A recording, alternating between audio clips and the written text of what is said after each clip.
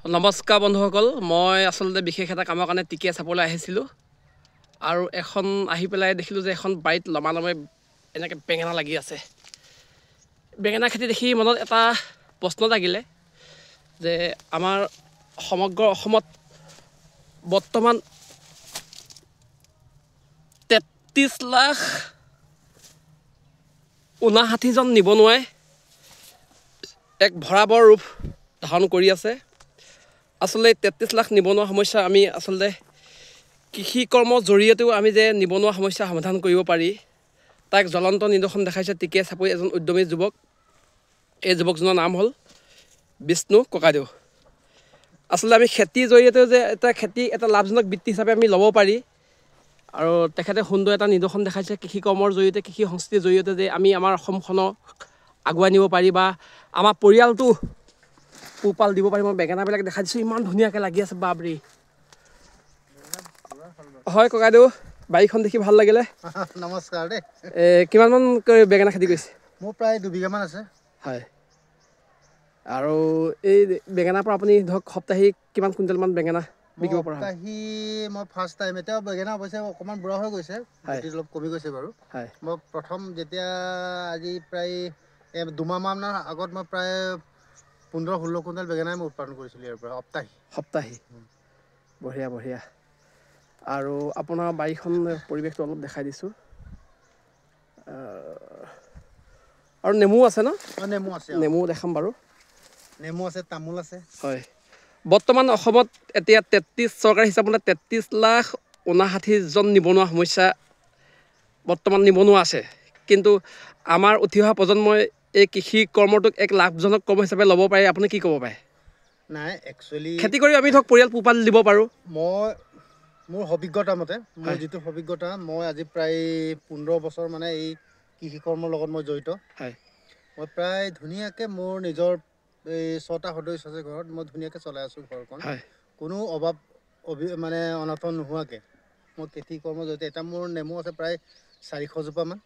হয়, সপ্তাহী মোৰ নেমুৰ পৰাও মানে বিশেষকৈ মই ফাগুন চ'ত হয়, সপ্তাহী মই 15-16 হাজাৰ টকা সপ্তাহী মই নেমুৰ পৰা পাওঁ। তেতিয়াহ'লে আপুনি ক'ব পাৰে নেকি যে আমি কৃষিটোকো এটা লাভজনক বৃত্তি হিচাপে ল'ব পাৰোঁ? মই এই আপোনাৰ জৰিয়তে মই গোটেই অসমবাসী ৰাইজক মই কওঁ, এই লাজ কৰিব নালাগে।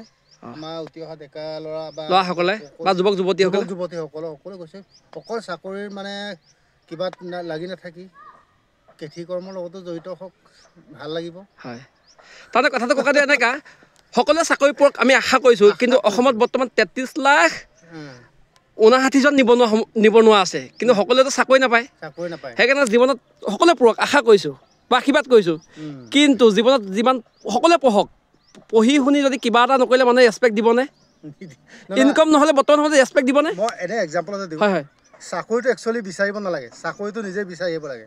মানে কেলে, যিটো আপোনাৰ যদি শিক্ষাগত অৰ্হতা, আপুনি এনেও চাকৰি আপোনাক নিজে বিচাৰি আহিব। হয়, কিন্তু আপোনাৰ অৰ্হতা যদি তেনেকুৱা নাই, হয় নহয়? হয়, এনে বহি টাইম পাছ চাকৰিৰ কাৰণে মানে মই প্ৰায় দেখিছোঁ আগৰ পৰা টাইম পাছ কৰিব নালাগে, সময়টো নষ্ট কৰি নিচিনা কেতিয়াবা হৈ যায়। আচলতে নিজৰ দক্ষতা সৃষ্টিশীল মনোভাৱে, হয় নহয়?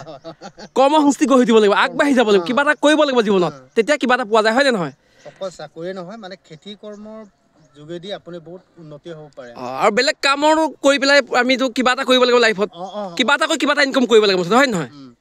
বা যাই কিনে মই আৰু লগতে কওঁ, আপুনি কৃষি মানে সদায় কাম কৰি থাকক, খেতিত লাগি থাকক, আপোনাৰ দেহাও ভালে থাকিব, স্বাস্থ্যৱান হৈ থাকিব, মই ইমানেই কওঁ। লমালমে বেঙেনাবোৰ লাগি আছে, ইমান ধুনীয়াকৈ লাগি আছে, আপোনাক অলপ দেখাই দিছোঁ।